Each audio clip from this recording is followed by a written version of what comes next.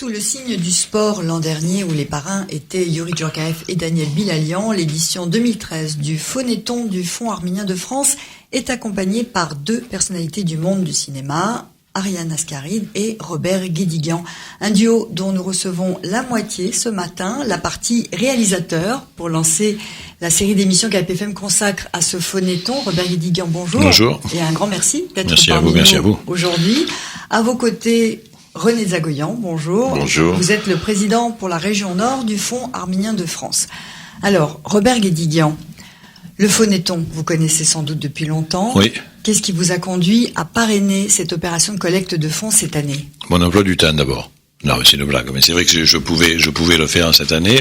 D'ailleurs, je tiens à excuser Ariane qui n'est pas avec moi, mais que je viens d'avoir au téléphone et qui est sur un tournage en Italie, qui n'était pas prévu au moment où on a dit oui. On devait faire ça tous les deux. Donc, mais comme vous l'avez dit, il n'y a qu'une moitié. En général, on dit ma moitié. Pour les dames, c'est très bien aussi je vois que les Arméniennes deviennent féministes, donc c'est moi qui suis la moitié cette fois. C'est pas mal, je trouve que c'est une belle révolution. Mais non, il va de soi que depuis le début, j'y participe au phonéton et s'y engager un petit peu plus comme je le fais cette année, me semblait, j'allais dire, indispensable un jour ou l'autre. C'est pour ça que je dis, c'est vrai que après c'est une question d'opportunité, d'emploi du temps. Oui. Bien sûr. Alors on connaît votre engagement et votre intérêt pour les causes sociales. Oui. Vous l'avez montré tout au long de votre filmographie. Est-ce que l'aspect justement aide en direction des populations est aussi la raison pour laquelle cette opération de collecte de fonds pour vous, c'était une évidence de la parrainer? Bien sûr. Ça fait, vous savez, comme je me dis que l'idée de révolution mondiale s'éloigne un petit peu, donc aujourd'hui je me dis que partager de cette manière-là, c'est aussi contribuer à une meilleure répartition des richesses dans le monde. Enfin, je crois que c'est deux choses l'activité humanitaire et l'activité politique, j'allais dire, me semblaient contradictoires même il y a quelques années, il y a 30 ans, quand j'étais très jeune. Aujourd'hui, je pense pas que ce soit contradictoire. Je pense qu'au contraire, ça s'oppose pas, ça se juxtapose. Voilà, je crois que les deux sont nécessaires. Évidemment, je veux dire, le rêve serait que personne ait besoin d'aide. Le rêve serait que le Karabakh fonctionne tout seul très très bien, que tout le monde y ait de quoi, évidemment, se nourrir, éduquer les enfants, se loger, avoir un emploi, etc., et vivre pleinement dans sa diversité. Mais le Karabakh et l'Arménie. Mais bon, c'est pas le cas. Donc pendant ce temps-là, tant qu'on peut effectivement participer aussi à un soutien, à l'occurrence financier, mais qui n'est pas que financier, parce que le soutien financier traduit évidemment l'engagement dont je suis en train de parler, donc traduit un intérêt, traduit au fond une éthique de vie, quoi. Je veux dire, peut-on vivre heureux, je veux dire, parmi tant de misère? Non, je crois que non. Voilà, je crois que pour être heureux, il faut que les autres autour de nous soient aussi heureux que nous. Et dans ce sens-là, pour moi, ça rejoint évidemment de manière très très naturelle ma conception de la vie, en fait. Alors cette réalité de l'Arménie, cette misère dont vous venez de parler, vous l'avez côtoyée lorsque vous avez tourné Voyage en Arménie. Oui. C'est à ce moment-là que vous avez vraiment pris la mesure de l'ampleur des besoins et des difficultés du pays, ou vous la mesuriez, vous l'envisagiez déjà un peu? Non, je savais un peu parce que je suis en général très informé. Je veux dire, je suis quelqu'un qui s'informe, qui cherche l'information partout, donc je sais aussi ce qui se passe en Amérique du Sud ou au Moyen-Orient, bien entendu, ou je ne sais quel autre pays. Mais là, si vous voulez, ce qui m'a choqué au sens le plus strict du terme, c'est que la première fois où je suis allé en Arménie et au Karabakh, puisqu'on avait fait tout un tour en hélicoptère, j'ai fait tout le Karabakh en hélicoptère, c'est surtout que les gens me reconnaissaient, me saluaient dans la rue, me reconnaissaient, me faisaient des cadeaux. Venez me parler, j'ai toujours un ami avec moi qui traduisait, parce que hélas je ne parle pas arménien, et me disait c'est bien que vous soyez venu, on vous connaît bien, c'est bien que vous fassiez du cinéma, c'est bien que votre nom existe sur la scène internationale, etc. Donc comme j'ai dit en utilisant un petit peu une formule, je me suis aperçu en allant là-bas, en fait, de toute façon que j'étais un ambassadeur, en fait, non seulement de l'arménité, mais de ces Arméniens-là, des Arméniens qui vivent là-bas, que je représentais quelque chose pour eux. Mais je ne le savais pas, ça. Et j'ai été accueilli avec tellement de ferveur, de bienveillance, en fait, d'humanité, que je dis moi d'ailleurs, Ariane aussi était très touchée par ça, vraiment bouleversée, que nous avons décidé de devenir ambassadeur en le sachant. Voilà, on ne le savait pas. Maintenant, on est des ambassadeurs conscients de notre fonction. Alors, Ariane Ascaride n'est pas là ce matin et vous pouvez quand même parler un peu à sa place et nous dire quelles sont les raisons plus particulières peut-être qui l'ont conduite à accepter. Dans la vidéo qui a été tournée par le Fonds arménien pour un peu présenter votre présence dans cette édition 2013, elle parle des raisons qui l'ont conduite à accepter et elle parle notamment des rubans attachés dans les cheveux des petites filles qui vont à l'école. Ça veut dire que le côté humain prime évidemment. Les rencontres que vous avez pu faire lors de ce tournage, vous les avez en mémoire, les gens, vous les avez peut-être revus. Vous pensez à eux aujourd'hui, ce matin, en lançant cette opération 2013 ? Bien sûr, elle était très touchée. Évidemment, comme tout, tout artiste, elle a commencé à noter quelques des choses vues ou des choses entendues, effectivement, dont c'est vrai, ces jeunes filles qui sortent de l'école, ces fleurs aussi, toutes les fleurs coupées en arrivant. La première fois, on est arrivé là sur le chemin de l'aéroport qui conduit de l'aéroport au centre d'Erevan, qui était très peu éclairé d'ailleurs à ce moment-là, donc les bouquets de fleurs se détachaient d'autant plus dans la nuit. Et puis surtout, il y a eu une rencontre quasi, elle a eu une rencontre, j'y étais, quasi magique avec une vieille dame qui s'est approché d'elle dans un marché, qui lui a caressé la joue longuement et qui lui a dit tu as bien fait de venir ici. Je sais pas ce qu'a pensé cette dame en fait, et la suite c'était à Gomri, sur le marché de Gomri, et la suite même, elle lui a dit qu'elle ressemblait à un des portraits d'une vierge qui était dans l'église de Gomri. Bon, il y a eu quelque chose là effectivement je pense que c'est le terme le plus juste, de magique, et cette dame a dû la prendre pour aussi quelqu'un peut-être d'arménien, parce qu'évidemment, Ariane est beaucoup plus physiquement plus l'air arménienne que moi. Donc d'ailleurs, c'est elle, Ariane Guédiguian. Vous êtes voilà. Robert Ascaride. Vous avez inversé vos noms de famille. On a inversé. Et donc, c'est vrai qu'après, elle y est revenue avec moi, et je pense que c'est, enfin, comme vous le savez d'ailleurs, c'est Mamel qui a été à l'initiative, en fait, de l'écriture du film que j'ai fait là-bas. Oui, on s'en souvient, effectivement. Voilà. Elle nous avait expliqué, lorsqu'on avait eu le plaisir de vous recevoir pour la sortie de Voyage en Arménie, à quel point elle était impliquée dans ce film. Tout à fait.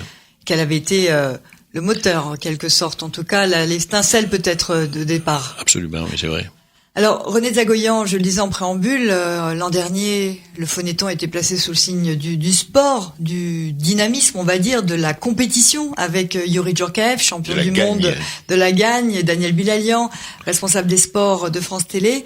Cette année, avec ce duo de cinéma, mais qui n'est pas qu'un duo de cinéma, puisque je rappelais tout à l'heure l'engagement envers les causes sociales de Robert Guédiguian dans sa filmographie, qu'on a déjà eu le plaisir de retrouver grâce à Robert sans Robert, qui permet de retracer toute votre carrière cinématographique, et c'est vraiment savoureux de voir non seulement la continuité dans votre engagement de départ, et puis aussi cet engagement de vos amis, comédiens qui vous ont suivi dans cette aventure, cette troupe. Donc, quand on décide de demander à Ariane Ascaride et à Robert Guédiguian, bon, déjà, on a une idée derrière la tête, parce qu'on veut placer le Phonéton sous un signe particulier. En plus de ça, c'est un des rares parrains, un des rares parrains qui connaissent la réalité du terrain. Alors, comment ça s'est passé, ce choix et cette proposition ? Mais c'est très simple. En fait, il y a une thématique. L'an dernier, c'était le sport, le fait de vouloir gagner, le fait d'être les champions de la solidarité. Pour ce qui concerne Ariane et Robert, le choix s'imposait de lui-même, bien sûr parce qu'ils ont une visibilité publique, c'est évident, mais surtout parce que la filmographie aussi bien d'Ariane que de Robert, puisque les deux ont la filmographie. Bien sûr, parce que je parle d'Ariane à travers les films de Robert, mais elle a sa propre carrière aussi en dehors de Robert Guédiguian. Elle a fait, il y a pas très longtemps de ça, un film qui se déroulait à Marseille sur les communautés maghrébines, etc. Donc cette double filmographie a toujours été placée, en tout cas c'est notre point de vue, sous le signe de la solidarité et du partage. Et du vivre ensemble. Donc ce choix s'imposait à la fois par la notoriété d'une part, mais d'autre part par toute l'idéologie, appelons ça comme ça, qui sous-tend la filmographie de l'un et de l'autre. Donc il était tout à fait naturel qu'ils soient les parrains de cette opération cette année. Je veux revenir un peu sur ce que on disait tout à l'heure à propos de ces personnes qui s'approchent et qui disent c'est bien ce que vous faites, vous avez bien fait de venir, etc. Parce que autant que le côté matériel des choses, je crois que les donateurs doivent bien s'en rendre compte. Autant que le côté matériel, le côté bien-être physique, l'eau potable qui arrive dans les maisons, etc. Cette opération vise aussi à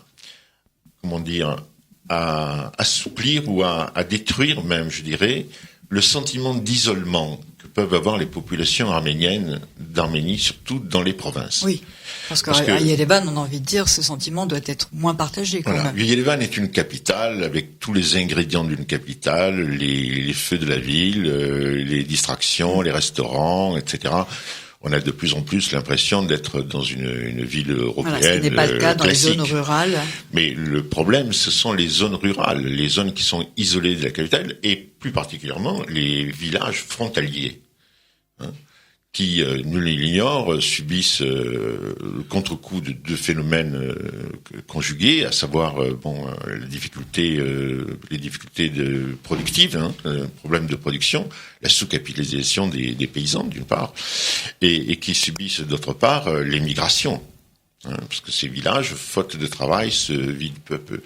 Donc on a le sentiment, quand on va voir ces gens-là, que quelque part ils ont l'impression d'être un peu abandonné. Vous avez ce sentiment, Robert Guédiguian, vous l'avez constaté, parce que vous avez dû vous déplacer, vous, lors de votre tournage. Moi j'ai fait un tour complet et de l'Arménie et du Karabakh, comme je disais tout à l'heure, et c'est vrai que il y a un isolement total, en fait.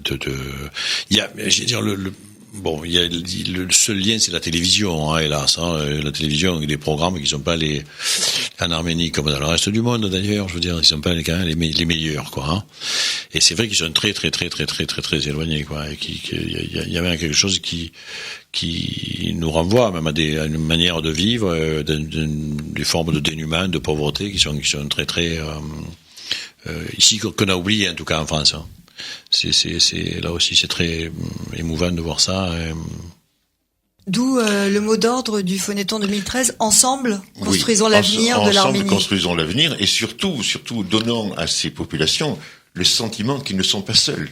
On est là. Chaque euro donné en donation est à la fois le signe qu'on souhaite que leur situation matérielle s'améliore, mais c'est aussi le signe que l'on pense à eux, qu'on est avec eux, qu'on est ensemble avec eux. Oui. Juste, excusez-moi, mais j'ai juste une petite réflexion, ça me revient en mémoire. C'est vrai qu'on avait tourné dans 2 villages, Areni et Parouir-Sévac, où on avait dit qu'on retournerait montrer le film. Oui. Bon.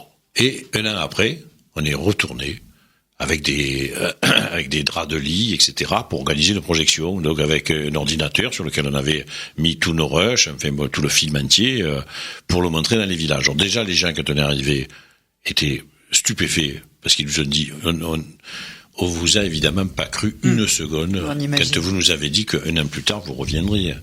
Voilà. Et on est revenu avec les acteurs, avec Gérard Mélin qui est revenu avec moi, sa femme. On est revenu nombreux pour montrer le film. Et à ce moment-là, les gens nous disent, d'ailleurs, le chef du village, puis je ne vais pas passer sur les détails, il y avait encore la tradition du chef du village, est parti chez lui, à Parouir-Sévac en tout cas, il avait caché l'écran de la salle de cinéma qui était désaffectée. Il avait caché l'écran pour le sauver. Il a redéroulé l'écran. On n'a pas eu besoin de nos draps.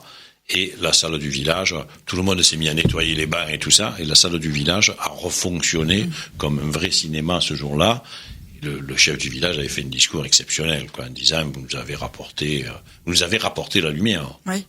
Vous avez ramené la lumière qui avait disparu du village. C'est-à-dire qu'il y a eu un échange, voilà. Un échange au sens propre du terme. C'est des moments extrêmement forts. Puisque ce village avait été utile à votre film, et en retour, vous leur avez rapporté une part de lumière. Et ça nous fait ce que je dis aussi souvent, quand je dis aux gens, donc faites des dons bien sûr, mais aussi allez là-bas une fois, allez-y, allez voir. parce que ça vous fera aussi, du bien à vous aussi. Quoi. Il ne s'agit pas que de. Moi, je sais que en allant en Arménie, j'ai appris et j'ai pris des choses. J'ai compris, j'ai pris des choses avec les gens qui sont là-bas, qui m'ont. Bon, par exemple, ce jour-là, pour moi, ça me réconforte sur l'idée même que je me fais du cinéma. Si le cinéma, c'est ça, c'est amener la lumière aux gens, à ceux-là comme à d'autres. Je veux bien continuer à en faire. Quand on se pose des questions, vous savez, comme tout, hein, on se pose souvent des questions sur son activité. On doute, des moments de doute comme ça. Cette séance-là de projection à Parure Sévac, pour moi, me continue à m'encourager à faire d'autres films. Alors, et on ne peut pas illustrer mieux cette nécessité d'aller sur le terrain que cet exemple donné par Robert Guédiguian. Je crois que tout est dit là-dedans. Effectivement, il faut aller en Arménie, il faut vraiment sentir d'abord ce qu'est cette population, comment elle vit, et puis aussi par les réalisations qui sont faites, bien sûr. Il faudrait que les donateurs se rendent compte de ce à quoi ils servent. Hein. Il est important qu'ils aient le sentiment d'être utiles à une nation, d'être utiles à des gens concrets qui ont des besoins. Pour l'instant, ceux qui n'y vont pas ont toujours cette occasion de se sentir utiles en faisant des dons, bien sûr. Déjà dans un premier temps, qui est en soi un signal très très important qu'on envoie. C'est une sorte de lumière, comme dit Robert, que l'on envoie à ces populations en disant, voyez, la nuit n'est pas éternelle. Alors, l'an dernier, le montant du Phonéton 2012 était de 1 420 000 €. Cette somme représente la globalité des dons pour l'Europe occidentale, parce qu'il faut rappeler que le Phonéton a lieu en même temps en France, mais aussi en Allemagne, en Suisse, en Espagne, en Grèce. Et en Grèce. D'accord, oui. pas d'Espagne. L'Espagne, on l'a fait une fois et ça n'a pas été recommandé. D'accord. Oui. Donc 1 420 000 € pour l'ensemble de ces pays, et rien que pour la France, 1 220 000. Donc on voit quand même que la plus grosse communauté, la communauté la plus à même de suivre cette opération est celle de France. Oui. Alors l'an dernier, vous l'avez dit, c'était placé sous le signe de la gagne, on va y gagner. Cette année, quel est un peu le mot d'ordre des bénévoles qui sont encore à pied d'œuvre cette année? Déjà un mot pour les encourager, parce que il va falloir pendant 4 jours faire preuve de dynamisme. Alors les bénévoles, les encourager, je dirais c'est difficile parce que ils sont déjà gonflés à bloc, comme on peut dire. Ils arrivent et certains restent 10 heures d'affilée, pratiquement sans bouger devant leur téléphone. L'ensemble des bénévoles est extrêmement motivé. Puis c'est des fidèles en plus pour la plupart. C'est des fidèles, oui. On a même nos champions, des gens qui donnent des centaines et des centaines de coups de fil. On a les statistiques. Et puis on leur délivre un prix d'ailleurs. Il y a le meilleur téléphoneur, le deuxième, le troisième, etc. Donc de ce côté-là, la fidélité des bénévoles est extrêmement précieuse et elle est surtout constante. Mais alors comment on se renouvelle année après année justement? Quel est le mot d'ordre cette année pour sensibiliser les donateurs, pour les conduire à, cette année encore, faire preuve de générosité? Parce qu'on imagine quand même que la situation économique étant ce qu'elle est, parce qu'il faut bien le rappeler, il est peut-être plus difficile de trouver des donateurs très généreux ou réceptifs. Alors, je suis désolé de vous contredire, mais cette année, c'est pas le cas. C'est pas le cas parce que d'abord il y a le pré-phonéton. Donc dans ce pré-phonéton au jour d'aujourd'hui, on est en avance sur l'an dernier. Donc spontanément, les donateurs qui ne sont pas appelés mais qui veulent faire un don, on fait déjà plus que l'an dernier, puisqu'on est déjà pratiquement à 300 000 € là à cette heure-ci. Avant même le lancement des opérations. Avant même le lancement des opérations, oui. D'autre part, il y a certains donateurs qui donnent des sommes importantes chaque année, qui ont augmenté déjà leur participation de manière très significative. Un démarrage très positif. C'est un démarrage très positif. Chaque année, nous craignons les effets de la crise et on se rend compte d'une chose par le contact que l'on a avec les donateurs, c'est que plus ils subissent la crise, plus ils comprennent celle des autres. Et que de ce côté-là, ils se perçoivent dans une situation moins difficile que celle de la population en Arménie. et toucher du doigt justement les difficultés de la vie un peu plus que d'habitude, et finalement une sorte d'incitation à partager à la fois le bien-être relatif que l'on a, mais aussi partager ses difficultés. Robert Guédiguian, on imagine que ça doit vous réconforter en l'humanité d'entendre ça, que malgré la crise, les gens se disent c'est pire là-bas. Oui. C'est pas tous les jours que l'humanité me réconforte. C'est pour ça que je vous pose la question. C'est pour ça que là. Non, mais je revois servir quelque chose. Voilà. Mais je crois que c'est vrai que dans les moments de crise en général, les peuples, quoi, hein, je veux dire les gens, donc pas les institutions, pas les associations, ça les individus, en fait, je crois. Quand on les sollicite effectivement du côté du cœur, en fait, ils sont toujours très très présents, quoi, dans ces moments-là. Ça, je blaguais tout à l'heure un petit peu, mais ça, j'ai toujours cru en ça, en fait. Alors René Zagoyan, en quelques mots, les grandes lignes des programmes qui vont être menés grâce à ce Phonéton 2013. On va évidemment revenir longuement sur les projets et les réalisations achevées du Fonds arménien de France dans notre émission Carte sur table samedi matin. Mais déjà, pour que nos éditeurs comprennent dès maintenant quelles sont les grandes lignes de vos opérations. Alors le principe de cette année, comme de l'année précédente, c'est qu'on a engagé un effort dans 3 directions. Et on va continuer à faire cet effort parce que le travail, naturellement, n'est pas terminé. Bien sûr. Alors, ces 3 directions. Alors, la première direction, c'est le développement agropastoral d'une région qui s'appelle le Tavouche. Donc, on poursuit l'opération Tavouche, en fait. On poursuit d'autant mieux, si vous voulez, qu'on a dépassé la phase, je dirais, de tâtonnement qui est obligatoire dans ce genre d'opération et qu'on est aujourd'hui dans un régime de croisière. D'accord. Alors, je résume. Donc, en gros, cette opération qui consiste à développer à la fois l'agriculture et l'élevage pour pouvoir déboucher sur des productions agroalimentaires. Pour une autosuffisance de la région aussi. Voilà. Peut-être. Alors, deuxième grande ligne. La deuxième grande ligne, c'est le Karabakh. Le Karabakh a exprimé le besoin d'avoir des centres ruraux d'action sociale. On en a fait quelques-uns les années précédentes. Ça a un succès énorme. Tous les villages aujourd'hui demandent que l'on construise ce genre de choses. D'accord, donc c'est pas particulièrement la région de Maldakelt comme ça avait été le cas, c'est l'ensemble du Karabakh. Ça s'étend, oui. Ça s'étend maintenant, aussi bien au nord, au sud, etc. Nous avons donc des demandes qui sont arrivées suite au succès précédent, et on continue donc dans cette voie. Et alors la troisième ligne? La troisième, naturellement, ce sont l'assistance aux Arméniens de Syrie.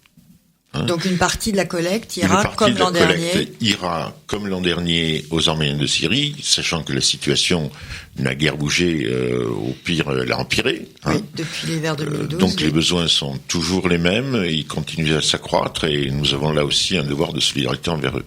Merci René Zagoyan. Le mot de conclusion à vous, Robert Guédiguian, parrain cette année avec Ariane Ascari de cette édition 2013. Vous allez dans quelques instants, dans quelques heures maintenant, lancer les opérations au centre d'appel de Cachan, aller encourager les bénévoles, même s'ils n'en ont pas besoin. Je pense qu'ils seront très heureux de vous voir à leur côté.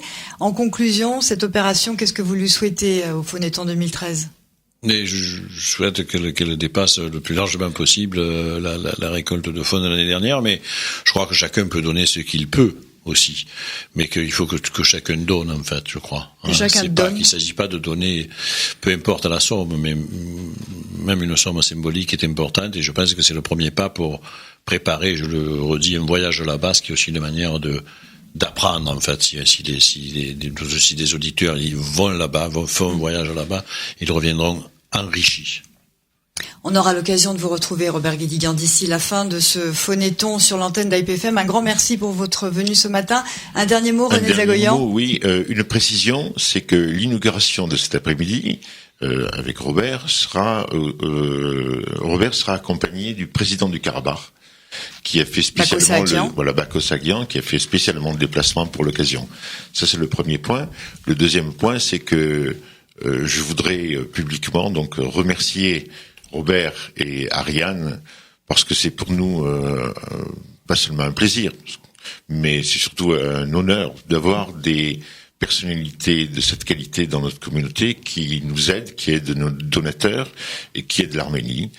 Et nous souhaitons avoir de nombreux Robert Guédiguian et Ariane Ascaride parmi nous. Alors 0810 24 24 24, c'est le numéro que l'on peut composer sans attendre d'être contacté par les bénévoles. Donc Voilà, 0810 24 24 24, un numéro que vous pouvez composer sans attendre l'appel des bénévoles du Fonds arménien de France, René Zagoyan, Robert Guédiguian et Ariane Ascaride. Un grand merci pour cette émission. Au revoir. Merci à Au revoir. IPFM. Oui. Pourquoi tu as accepté d'être marraine Depuis quel âge cette année? Pourquoi j'ai accepté? J'ai accepté pour les petites filles en uniforme le jour de la rentrée en Arménie que j'ai vu avec leurs grands nœuds dans les cheveux Les chaussettes blanches. et les chaussettes blanches, très blanches. J'ai accepté pour les dames quand j'arrive dans des villages en Arménie qui, sans me connaître, viennent me proposer de boire un café, de manger un gâteau. J'ai accepté pour les jeunes gens qui sont devant la place de l'Opéra à Yerevan et qui boivent des coups et qui écoutent de la musique occidentale. J'ai accepté pour cette dame qui un jour, la première fois que je suis allée en Arménie, m'a dit « tu as bien fait de venir », que je ne connaissais pas. Et alors que je n'avais rien à voir avec l'Arménie, puisque c'est pas mon pays d'origine, puisque j'ai pas de liens familiaux, à part de m'être mariée avec Quelqu'un qui s'appelle Robert Guédiguian. mariée avec quelqu'un qui s'appelle Robert Guédiguian. Voilà pourquoi j'ai accepté. Et parce que à un moment donné, il faut un peu savoir ce qu'on fait dans la vie. Et que je n'ai rien à voir avec la charité, je déteste ça. Et la compassion, j'ai horreur de ça. Mais la solidarité, j'aime beaucoup ça. Oui. Et Je crois voilà que quand on pourquoi a j'ai toujours accepté. pensé, attends, tais-toi un peu. Mais Je non, crois hein. que quand on a toujours pensé que et milité pour que les richesses soient mieux partagées enfin, dans le monde, pour que la propriété du monde appartienne un petit peu plus à tout le monde, on a aussi, par cette manière-là, je crois, on a l'occasion en fait de partager un peu notre richesse occidentale avec des pays plus défavorisés. Alors évidemment, c'est le Karabakh parce que nous sommes d'origine arménienne, en tout cas moi, mais ça pourrait être aussi un autre pays. Ce n'est pas dans une... Pour moi, je fais pas ça dans un aspect ou pour une raison communautariste. Je le fais parce que je crois que l'inégalité entre les riches et les pauvres dans le monde est quelque chose d'extrêmement grave. C'est grave évidemment dans notre société française, mais c'est grave à l'échelle mondiale. Donc c'est aussi une manière de partager et pour nous d'apprendre des choses d'ailleurs aussi de De ce montrer à monde-là. tout le monde que si les Arméniens savent faire ça, si les Arméniens savent donner beaucoup d'argent pour l'Arménie, ça prouve que tous les gens dans le monde entier peuvent le faire et que les Arméniens sont un bon exemple. Voilà pourquoi. Oui, mais je n'avais pas terminé. M'en fous. Ce que je voulais dire aussi, c'est qu'en procédant de cette manière-là, nous apprenons aussi, je crois que c'est toujours intéressant d'avoir aujourd'hui, c'est un enrichissement d'avoir un point de vue très décentré par rapport au nôtre. Enfin, donc le point de vue de quelqu'un qui vit dans le Caucase aujourd'hui n'est absolument pas le même, effectivement, que celui de nous qui vivons à Paris ou à Marseille, enfin peu importe, en tout cas dans une grande ville occidentale. Et que je crois qu'il faudrait que tous les Occidentaux, tous les pays riches, tous les gens qui habitent dans les pays riches aient un pied ailleurs, un pied dans une terre plus ancienne, plus pauvre, moins développée, j'allais presque dire, pour mesurer pour mesurer les défauts de notre monde à nous aussi, pour le regarder de là-bas. Vu de là-bas, notre monde n'est pas si parfait que ça. Donc nous apprenons aussi beaucoup, je crois, en faisant ça. Donc je le fais dans le sens, moi, d'un échange qui m'apprend autant que ce que j'apporte. Ça c'est bien dit. On peut s'arrêter là.